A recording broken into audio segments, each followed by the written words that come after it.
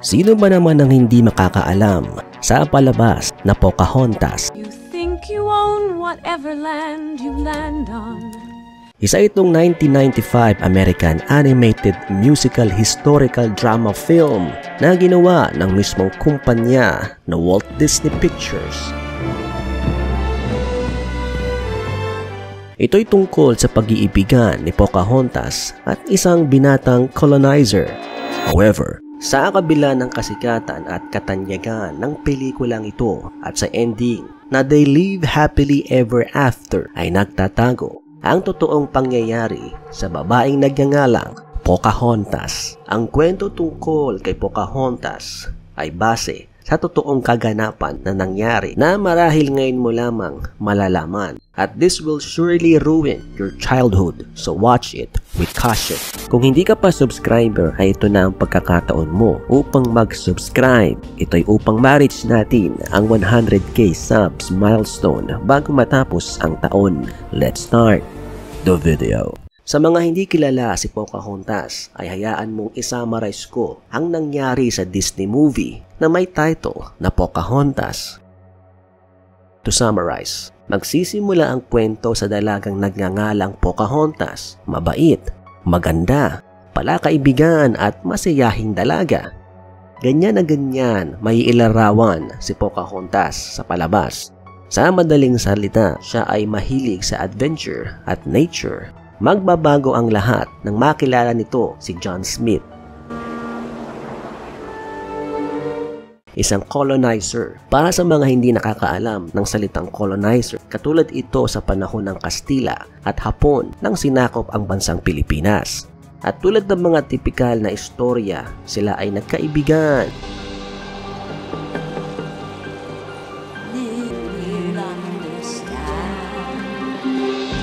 Fast forward, iniligtas ni Pocahontas ang buhay ni John sa tiyak na kapahamakan noong bibitayin nito dahil sa pagtataksil sa kanilang grupo. Nabaril si John ni Gobernador Ratcliffe at sa ikalawang pagkakataon, inaligtas siyang muli ni Pocahontas. Hiniling ni John Smith kay Pocahontas na sumama rito sa England. Subalit, tinanggihan ito ng ating bida at sinabi na ang katribo niya ang kanyang kayamanan at hindi niya ito magagawang iwanan.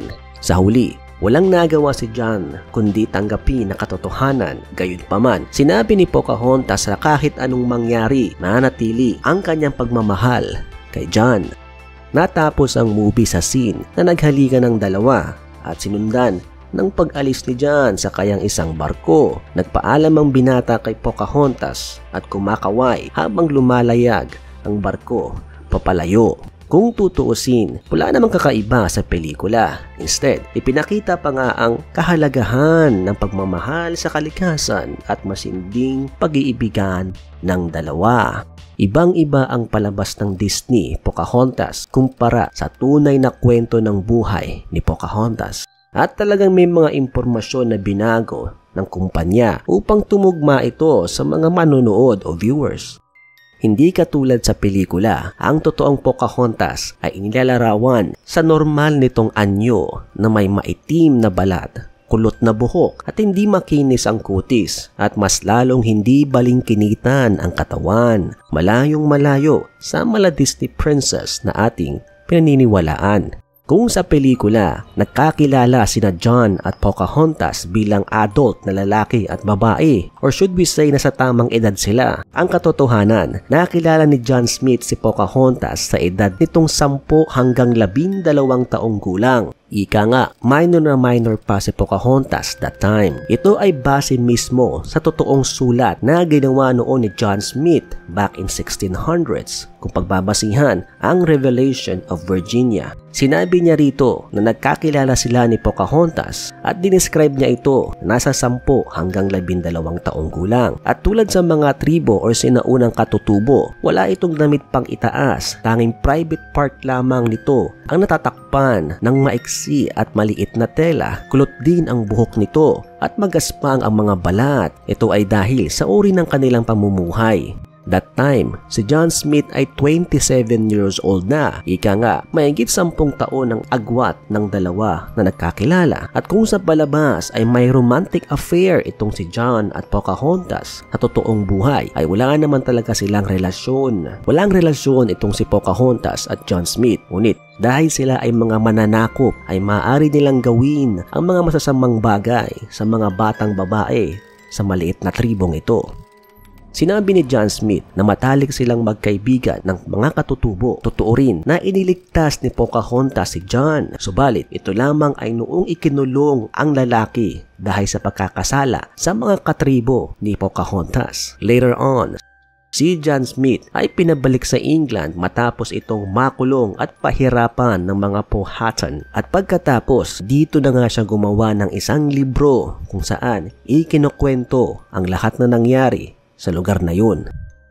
Sa tunay na buhay, si Pocahontas ay ikinasal sa isang Virginia settler na nagngangalang John Rolfe noong 1614. Siya ay nasa 18 taong gulang na that time at hindi kay John Smith. Sinubukan itong itama ng Disney dahil that time umuusbong ang teknolohiya at internet. Ibig sabihin, madali na lamang malaman ang mga impormasyon tungkol sa mga paborito nating palabas, pelikula o musika. Kaya noong nagkaroon ito ng sequel na Pocahontas Part 2, pinagpalagay na lamang na namatay si John Smith sa movie at si John Rolfe ang ipinadala upang kausapin ng mga Powhatan. Kumbaga, si John Rolfe ang pumalit sa romantic affair ni Pocahontas, which is totoong nangyari sa totoong buhay ni Pocahontas. Ngunit malayong malayo to sa iniisip mong romantic moment nila dahil bago pa man magkakilala si John Rolfe at Pocahontas, ipinakasal na siya sa isang katribo niya na nagngangalang Kokum, isang Powhatan warrior sa kanilang tribo, at sila ay nagkaroon ng mga anak. Hindi rin totoo ang ipinapakita sa palabas na hindi gusto ni Pocahontas si Kokum at hindi rin totoo na seloso ito. Idinagdag lamang ito ng Disney upang maging maganda ang karakter ni John Smith sa palabas. Dahil si Kokum ay pinapakita o pinoportray bilang matapang at selosong lalaki. Makapanindig balahibo naman ang walang awang pagpatay ng mga colonizers sa mga kagaya ni Pocahontas. Sinakop nila ang Powhatan at dinukot ang ibang mga kababaihan kabilang si Pocahontas. Ito nga ang panahon na nagkakilala si John Rolfe at ang dalaga, kung saan pinaniniwalaan na ginahasa ng mga tripulante at napakaraming kalalakihan si Pocahontas hanggang sa magsawa ang mga ito.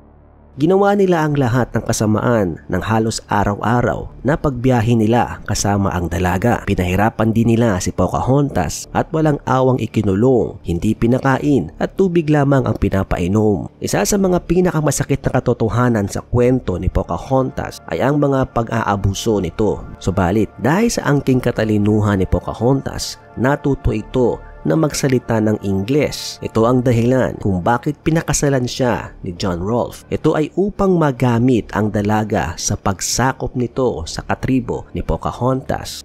Sa pelikula, nagtapos ang sequel sa isang scene kung saan masayang magkasama sina John Rolfe at Pocahontas habang tinitignan ang paglubog ng araw. Iba ito sa totoong nangyari sa kanya dahil matapos madukot at pahirapan si Pocahontas, pinilit siya na i-convert bilang Kristiyano at binautismuhan at saka pinalitan ng kanyang pangalan at tinawag na Rebecca.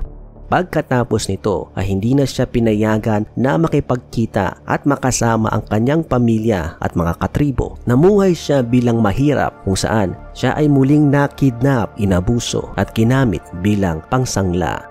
At ang nakakasindak na katapusan ng buhay ni Pocahontas ay noong nasawi siya sa edad 21. 3 taon matapos niyang pakasalan si John Rolfe. Bagamat hindi natukoy ang sanhi ng kanyang kamatayan, naniniwalang mga historiador na maaring ito ay dahil sa bulutong, pneumonia o kaya naman ay tuberculosis. Pero ang mas nakakasindak dito ay maraming nagsasabi na nilason si Pocahontas dahil nagbalak itong tumakas sa kamay ni John Rolfe. Sa huli, walang nakakaalam kung ano nga bang naging sanhi ng kanyang kamatayan. Ito nga ay nanatiling palaisipan at isang misteryo sa kasalukuyan. Isa lamang ang makasiguro tayo na maraming mga bagay sa pelikula ang binago at itinagdag ng Disney upang maging katanggap-tanggap ito sa kanilang mga manonood. Ang buhay ni Pocahontas ay sumasalamin sa nakakilabot na buhay ng mga kababaihan noong panahon ng pananakop at hindi ito dapat i-romanticize. Ang kwento nga ni Pocahontas ay isa lamang halimbawa ng palabas na nagtatago ng mga sikreto at malagim na pangyayari. Kaya naman kung nagustuhan mo ang video ito ay huwag mong kalimutang mag-subscribe at mag-iwan ng isang likes. Thank you for watching.